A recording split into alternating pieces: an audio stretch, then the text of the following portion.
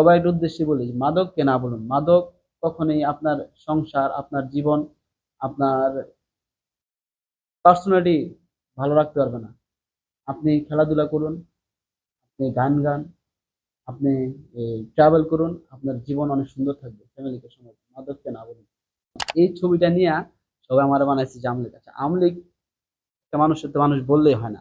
আমলিগ হইতে হলে কি হইতে হবে? আমার একটা কর্মীর একটা সামান্য পদ থাকতে হবে, বা আমার একটা মিটিং মিছিলের ছবি থাকতে হবে। আমি আপনার যে কারোর সাথে একটা ছবি তুলে বলতে পারতাম না আপনি আমলিগ। সাধারণ পাবলিক একটা মানুষ মানুষ ভালোবাসতে পারে বা পছন্দ করতে পারে, ছবি তুলতে পারে। আর একটা সামাজিক অনুষ্ঠান, স্কুলের অনুষ্ঠান, তাছাড়া তো আমার কোনো একটা প্রুফ নেই। আপনি আমার দেখান একটা আওয়ামী লীগের মিটিং আছে নাকি আমার, বা আমার একটা পদ আছে কিনা, বা আমার একটা ফিস্টুন আছে কিনা। আসলে সবারই তো একটা স্বপ্ন থাকে। আমার একটা স্বপ্ন, ছোট থেকে স্বপ্ন, যে আমি মানুষের হয়ে কাজ করব, সমাজের হয়ে কাজ করব।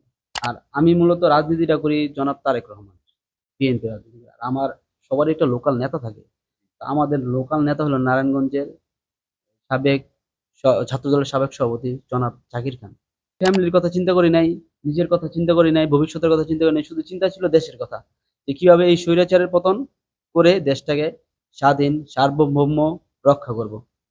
সেই নিয়েই জুলাই নামছিলাম। তখন আর ওই রাজনৈতিক চিন্তাও করি নাই। যে বলছে আগে আমার দেশ, তারপর সব। বাঁচলে গাজী, মরলে শহীদ। শেষ দেখিয়ে ঘরে ফিরবো। তো ইনশাল্লাহ আমরা জুলাই জয় করে ঘরে ফিরছি। আর এই জুলাই অংশগ্রহণ করার কারণে, জুলাই আন্দোলনে অংশগ্রহণ কারণে আমার চাকরিটা চলে গেছিল। জেড টিভি অনলাইন চ্যানেল নারায়ণগঞ্জের পক্ষ থেকে আপনাদের সকলকে জানাই শুভেচ্ছা, অভিনন্দন। সাথে আছি আমি স্বপ্নিল সোহান। বন্ধুরা, বরাবরের মতোই আমরা চেষ্টা করে থাকি জনদুর্ভোগ এবং বিভিন্ন রাজনীতিবিদদের নিয়ে তাদের মনোভাব প্রকাশ করার জন্য।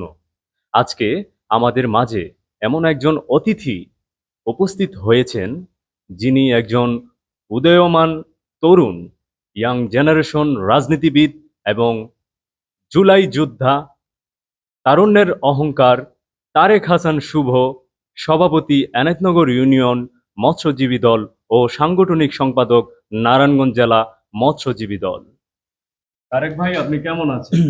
আহ, ধন্যবাদ চ্যাট টিভি অনলাইনকে আমাকে এখানে ইনভাইট করার জন্য। আর ধন্যবাদ আপনাকে। আমি আলহামদুলিল্লাহ আজকে এখানে আসতে পেরে খুব ভালো লাগছে। আমি আলহামদুলিল্লাহ ভালো আছি। কতদিন ধরে আপনি এই সংগঠনের সঙ্গে যুক্ত আছেন, বলবেন কি? আসলে মূলত আমি রাজনীতিতে আছি। আমি এসএসসির পর থেকে আর কি আমি রাজনীতিতে আছি। তো আমি আগে, মানে পূর্বে আমি ছাত্র রাজনীতি করতাম। কলেজে আমি ছাত্র রাজনীতি করতাম। তো এর থেকে আমার রাজনীতি শুরু। আর আমার ফ্যামিলি ব্যাকগ্রাউন্ড সবাই রাজনীতি থেকে আসছে। আমার বাবা ফতুল্লা থানা প্রয়াত বিএনপি নেতা। আমার নারায়ণগঞ্জ জেলা মৎস্যজীবী দলের যখন কমিটি হয় 2022 সালে, তখন আমাকে সাংগঠনিক সম্পাদক হিসেবে, সহসাংগঠনিক সম্পাদক হিসেবে আমাকে দায়িত্ব পালন করেন। আর মৎস্যজীবী দলে এই কার্যকলাপ আস্তে আস্তে আমি দলীয় শৃঙ্খলা, দলীয় নিয়ম কানুন মেনে সামনে আমার অ্যাক্টিভনেস দেখে পরবর্তীতে আমাকে এনায়েতনগর ইউনিয়ন মৎস্যজীবী দলের সভাপতি দায়িত্ব পালন করে। তো আমার রাজনীতি শুরু 2014 সালে থেকে। তারপরে আমি অনেকদিন এই ছাত্র রাজনীতি করছি, কিন্তু এই অঙ্গ সংগঠনের রাজনীতিতে আমি 2022 সালে।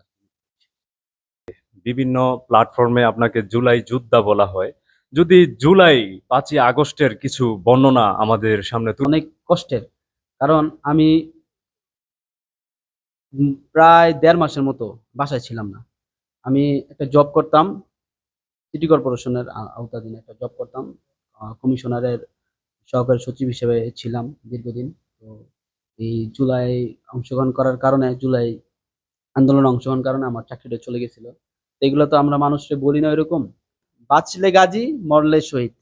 শেষ দেখিয়ে ঘরে ফিরবো। তো ইনশাল্লাহ আমরা জুলাই জয় করে ঘরে ফিরছি। আর এর মধ্যে আপনার আমি প্রতিটা আন্দোলন, প্রতিটা দিন নারায়ণগঞ্জ চাষারা, 2 নাম্বার গেট আমরা আন্দোলন আন্দোলন করেছি ছাত্রদের সাথে, সামনে থেকে। সম্মানক যারা ছিল, মোনা, তারপর আপনার ছাত্র ফেডারেশন অঞ্জন দা, ঠিক আছে, তাদের সাথে একসাথে আমরা কাজ করেছি। ছাত্র দলের অনেক ছেলে পেলে ছিল, বৈষম্য বিরোধী ছাত্র অনেক ছাত্র ছিল। তো আমরা একটা ভালো ফ্যামিলি বন্ডিং হয়ে গেছিল আমাদের ওইখানে ওই সময়টার মধ্যে। তো ওই সময়টার মধ্যে ফ্যামিলির কথা চিন্তা করি নাই, নিজের কথা চিন্তা করি নাই, ভবিষ্যতের কথা চিন্তা করি নাই। শুধু চিন্তা ছিল দেশের কথা। যে কিভাবে এই স্বৈরাচারের পতন করে দেশটাকে স্বাধীন সার্বভৌম রক্ষা করব। সেই নিয়েই জুলাই নামছিলাম। তখন আর ওই রাজনৈতিক চিন্তাও করি নাই, যে বলছে আগে আমার দেশ, তারপর সব। সংগঠন ও দায়িত্ব নিয়ে এনায়তনগর ইউনিয়ন মৎস্যজীবী দলের সভাপতি হিসাবে আপনার প্রধান দায়িত্ব কি? আসলে দেখেন, মৎস্যজীবী দল হলো বিএনপির একটা অঙ্গ সংগঠন। বিএনপির ১৩টা অঙ্গ সংগঠন আছে যেগুলো নিবন্ধিত। এর মধ্যে মৎস্যজীবী দল একটা। আর এই সংগঠনটা শহীদ প্রেসিডেন্ট জিয়াউর রহমানের হাতেই হয়েছিল। উনি থাকাকালীন এই সংগঠনটা অনুমোদিত পাইছিল। তো আমরা মূলত ইয়াং জেনারেশন। আসলে অনেকে শুনলে বলতে পারে যে মৎস্যজীবী দল করে। আসলে মৎস্যজীবী দল করে এটা না। মৎস্যজীবী দল তো বিএনপির একটা অঙ্গ সংগঠন। আর আমি মূলত রাজনীতিটা করি জনাব তারেক রহমান, বিএনপি রাজনীতি। আর আমার সবারই একটা লোকাল নেতা থাকে। তো আমাদের লোকাল নেতা হলো নারায়ণগঞ্জের সাবেক ছাত্রদলের সাবেক সভাপতি জনাব জাকির খান। তো আমি জাকির খান ভাইয়ের অনেক অন্ধভক্ত। আমি ওনার আইডল। উনি আমার আইডল, রাজনৈতিক আইডল। তো আমি উনারে ফলো করি। তো উনি এই কমিটিটা নিয়ে আসছিল। উনি তখন জেলখানায় ছিল। উনি বলছিল যে তোমরা মৎস্যজীবী দলটা করো। সেক্ষেত্রে আমি কিন্তু অনেক অফার পাইছিলাম। আমি স্বেচ্ছাসেবক দল অফার পাইছিলাম, আমি কৃষক দল অফার পাইছিলাম, অনেক অঙ্গ সংগঠন অফার পাইছি, কিন্তু আমি করিনি। যেহেতু আমার নেতা আমারে বলছে মৎস্যজীবী দল করতে, আমি এইটা করি। কিন্তু আমাদের কর্মযোগ্য কিন্তু আপনার মৎস্যজীবী দলের মধ্যে নেই। আমরা কিন্তু সামাজিক যত কাজ কাম আছে আমরা কিন্তু করে দিই। আপনার রাজনৈতিক, আপনার আমরা হরতাল অবরোধ যা কিছু আছে আমরা কিন্তু মৎস্যজীবী দলের ব্যানারেই করছি। কিন্তু ওই যে মৎস্যজীবী দল দেখে অনেকে মনে করতে যে মৎস্যজীবী মৎস্য নিয়ে কাজ, এরকম কিছু না। দলীয় যত কাজ আছে আমরা এগুলো আর কি করে গেছি। আন্দোলন সংগ্রাম সব সময় সামনের কাতারে। বিগত দিনে ৫ই আগস্টের আগে নারায়ণগঞ্জ জেলা মৎস্যজীবী দলের একটা খুব ভাইরাল একটা ভূমিকা ছিল নারায়ণগঞ্জের আন্দোলন সংগ্রামে। এটা নারায়ণগঞ্জের যারা আপনার এই সিনিয়র নেতা যারা আছে নেতৃবৃন্দের সামনে, এখন জেলা সভাপতি আছে মামুন মাহমুদ সাহেব, তারপর বিপি রাজীব ভাই, উনারা সবাই জানে আমরা কি করেছি বিগত দিনে মৎস্যজীবী দল। যা আপনি নিউজ পোর্টাল দেখতে পারবেন, আপনার আগের অনেক আন্দোলন সংগ্রাম আছে, আগের গুলো, আমরা নতুন কিছু বলি না। দেখতে পারবেন যে মৎস্যজীবী দলের ভূমিকাটা। আর বর্তমানে আমাদের অনেক কিছু প্ল্যানিং আছে। আর এগুলা দিয়ে সামনে আমরা কি করতে পারি। সামনে ইউপি এবং সিটি কর্পোরেশন নির্বাচন। সেক্ষেত্রে নির্বাচনে দল থেকে কি আপনাদের কোনো দায়িত্ব দেওয়া হবে, না নিজেরাই কোনো দায়িত্ব পালন করবেন? আসলে ইউপি নির্বাচন আর এই যে সিটি কর্পোরেশন নির্বাচন, আমাদের এই এলাকাটা তো এখন আমরা যতটুকু শুনতেছি বা অলরেডি আপনার এটা ঘোষণা হয়েছে যে এটা সিটি কর্পোরেশনের আওতাধীন হয়ে যাবে। তো সেই ক্ষেত্রে এখন পর্যন্ত তো আমরা ওইরকম চিন্তা ভাবনা করতে পারতেছি না যে সিটিতে হবে না মেম্বার ইলেকশন হবে। যদি মেম্বার ইলেকশন হয় তখন চিন্তা ভাবনা একরকম থাকবে, আর যখন সিটিতে হবে তখন চিন্তা ভাবনা একরকম থাকবে। আর জনাব তারেক রহমান শুরু থেকেই বলছে ইউপি নির্বাচন কোনো দলীয় প্রতীকে হবে না। এবার এবার সাধারণ মানুষের জনগণের জন্য যে কাজ করতে পারবে তার পক্ষে কাজ করবে সবাই। আমরা দলীয় দল থেকেও যে ভালো মানুষ, যে আমার সমাজের জন্য, আমার গ্রামের জন্য, হ্যাঁ, আমার শহরের জন্য কাজ করবে, আমরা তার পক্ষে কাজ করব। এখানে দলকে আমরা প্রাধান্য দিব না, আমরা জনশক্তিকে প্রাধান্য দিব, ভালো মানুষকে প্রাধান্য দিব। আমাদের আর কি ওপিনিয়ন, দলীয় দলীয় ওপিনিয়ন, আমি পার্সোনাল ওপিনিয়ন, যে যোগ্য প্রার্থী থাকবে তাকে আমরা পুরোপুরি সাপোর্ট দেব, সে যে দলেরই হোক। কিন্তু সে মানুষ যদি ভালো থাকে, আমার এলাকার উন্নয়ন করে, আমার এলাকার যে সমস্যার সমাধান করে, আমরা তার পক্ষে কাজ করি। জানতে পারলাম আপনি এনায়তনগর ইউনিয়ন পরিষদে মেম্বার পদপ্রার্থী হিসাবে দাঁড় হতে চাচ্ছেন। কেন মেম্বার হতে চান, বা আপনাকে মেম্বার হিসাবে কেন এলাকাবাসী ভোট দিবে বলে মনে করেন আপনি? এটা যদি একটু বলতেন। আসলে সবারই তো একটা স্বপ্ন থাকে। আমার একটা স্বপ্ন, ছোট থেকে স্বপ্ন, যে আমি মানুষের হয়ে কাজ করব, সমাজের হয়ে কাজ করব। আমি বিগত দিনে অনেক সামাজিক কাজ করেছি। রাজনীতির বাইরেও আমার একটা পরিচয় আছে। আমি বিগত দিনে সুনামগঞ্জে ২-২বার আমি বন্যার্তদের মাঝে ত্রাণ সামগ্রী বিতরণ করেছি। আমি আমার এলাকায় জলাবদ্ধতা নিয়ে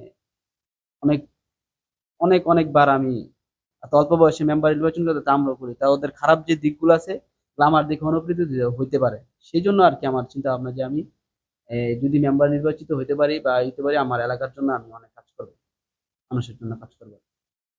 কিন্তু এলাকার অনেকেই বলে আপনি বিগত আমলে আওয়ামী লীগের সাথে সংযুক্ত ছিলেন। এই বিষয়টা যদি একটু পরিষ্কার করতেন। ধন্যবাদ। এই একটা সুন্দর একটা, আমি ২০২১ সাল ২১-২০ করোনার পর আমাদের স্কুলে একটা অনুষ্ঠান হয়েছিল। মুসলিমনগর নামাজের একটা অনুষ্ঠান হয়েছিল। যে অনুষ্ঠানে তখন আমার পদ ছিল না কোনো। আমি 2022 সালে, তখন আমার পদ ছিল না। তো একটা অনুষ্ঠানে আমাদের, ওই অনুষ্ঠানের অতিথি ছিল আমাদের এই এলাকার চেয়ারম্যান আসাদুজ্জামান চেয়ারম্যান, আর আওয়ামী লীগের অনেক নেতা টেতা ছিল। এর মধ্যে শাহ নিজাম সাহেবও ছিল। ওই স্কুলে, যেহেতু আমি স্কুলে পড়েছি অনেকদিন, আমার বাসার সাথে স্কুল, তো ওই স্কুল অনুষ্ঠানে আমরা গিয়েছিলাম। যাওয়ার পরে একটা ছবি উঠছিল শাহ নিজাম সাহেবের সাথে। সে মনে হয় আওয়ামী লীগের যুব দলের বড় একটা, বা আওয়ামী লীগের একটা বড় নেতা। তো একটা নেতার সাথে আমরা বন্ধু বান্ধব সব দাঁড়াইছি, তো পিছন থেকে সে আইসা একটা ছবি তুলছে। সে কারের উপর দিয়ে একটা ছবি তুলছে। এখন এই ছবিটা নিয়ে সবাই আমার বানাইছে যে আওয়ামী লীগ। আচ্ছা, আওয়ামী লীগ একটা মানুষের তো মানুষ বললেই হয় না। আওয়ামী লীগ হইতে হলে কি হইতে হবে? আমার একটা কর্মীর একটা সামান্য পদ থাকতে হবে, বা আমার একটা মিটিং মিছিলের ছবি থাকতে হবে। আমি আপনার যে কারোর সাথে একটা ছবি তুলে বলতে পারতাম না আপনি আওয়ামী লীগ। সাধারণ পাবলিক একটা মানুষ মানুষ ভালোবাসতে পারে বা পছন্দ করতে পারে, ছবি তুলতে পারে। আর একটা সামাজিক অনুষ্ঠান, স্কুলের অনুষ্ঠান। তাছাড়া তো আমার কোনো একটা প্রুফ নেই। আপনি আমার দেখান একটা আওয়ামী লীগের মিটিং আছে নাকি আমার, বা আমার একটা পদ আছে কিনা, বা আমার একটা ফেস্টুন আছে কিনা। মানুষ যখন ভালো কিছু করতে চায় তখন পিছন থেকে মানুষ একটু সারা শব্দ দেয়। এগুলা নিয়ে এক আমার, কথায় এক কথায় আপনি সেলিব্রিটি হিসাবে তার সাথে ছবিটা তখন তুলেছিলেন। না, সেলিব্রিটি না, আমারও মানে ওইরকম ছিল না। আমরা বন্ধুরা সব দাঁড়াই ছিলাম। আমরা বন্ধুরা ছিলাম, বন্ধুরা ছোট ভাই। তো সে পিছন থেকে আইসা ছবিটা তুলছে। দেখায় যে ওটা একবার ক্লিয়ার, ওটা আমি আমার নিজের আইডি থেকে পোস্ট করেছিলাম। এই ছবিটা কিন্তু আমি আমার নিজের আইডি থেকে পোস্ট করি। আর তখন আমার কোনো পদ পদবি ছিল না। আর আমার রাজনৈতিক নেতারা জানে আমার আসলে আদর্শ কি।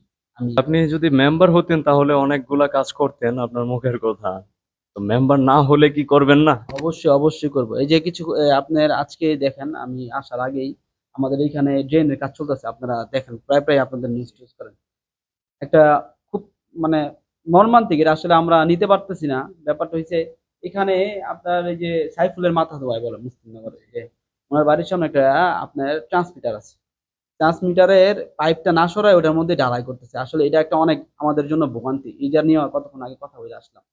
কারণ এটা হলো ভোগান্তি। কারণ ভবিষ্যতে এটা যদি না সরায় তাহলে এই পানির যে লিকেজটা আছে, এই পানিটা প্রপারলি বের হবে না। তো এটা নিয়ে আমরা এখন মুরব্বি নিয়ে মাত্র কথা বলে আসলাম। আর আমার এলাকার মেম্বার হওয়া লাগবে না, আমি আমি এলাকার ছেলে।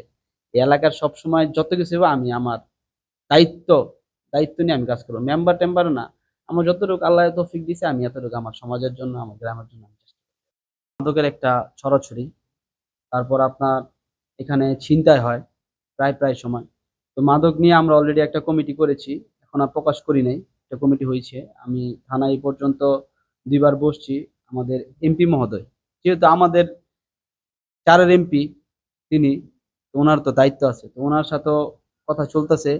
এই কয়েকদিনের মধ্যে আমাদের এলাকায় আপনার মাদকের পুরোপুরি অভিযান চলবে। আর মাদকটাকে আমরা ব্যানিশ করে আমাদের যদি একটা খেলার মাঠ থাকতো, ছেলেপেলেদের আমরা খেলার জন্য একটা উপযুক্ত জায়গা দিতে পারতাম, আমরা কিছু করতে পারতাম। কিন্তু ওইরকম তো মাঠ নাই। তো এমপি সাহেবের কাছে আমরা বলতে চাই আমাদের একটা মাঠ ব্যবস্থা করে দিতে। আর আমরা উম, সবাইয়ের উদ্দেশ্যে বলি, মাদককে না বলুন। মাদক কখনোই আপনার সংসার, আপনার জীবন, আপনার পার্সোনালিটি ভালো রাখতে পারবে না। আপনি খেলাধুলা করুন, আপনি গান গান, আপনি ট্রাভেল করুন, আপনার জীবন অনেক সুন্দর থাকবে ফ্যামিলিকে সময় দিন। মাদককে না বলুন, মাদক থেকে দূরে থাকুন, এটা আমার মেসেজ। আর যাই করুন, মাদক আর জুয়া থেকে দূরে থাকুন। আপনারা ভালো থাকবেন, আশেপাশের মানুষজনকে ভালো রাখবেন।